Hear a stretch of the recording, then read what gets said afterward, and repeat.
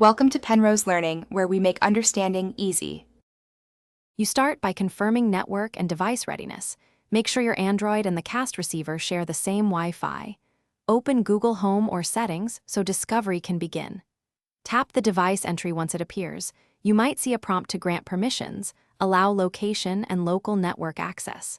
This first action establishes a secure connection and identifies the receiver.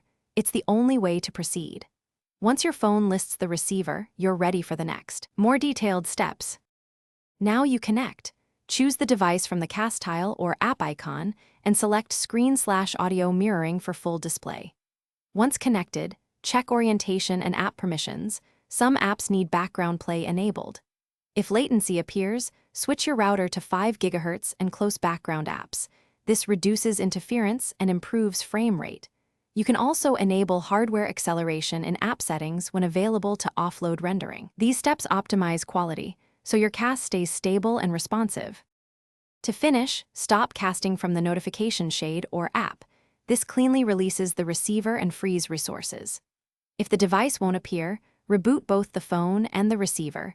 Simple restarts often restore discovery. Make sure your router doesn't enable client isolation, because that blocks local traffic between devices. If all else fails, confirm Wi-Fi credentials and update the Google Home or Casting app before doing a factory reset on the receiver. One key tip: restart network gear first. Most issues resolve there. Thanks for watching. If this was helpful, leave a like and consider subscribing. See you next time.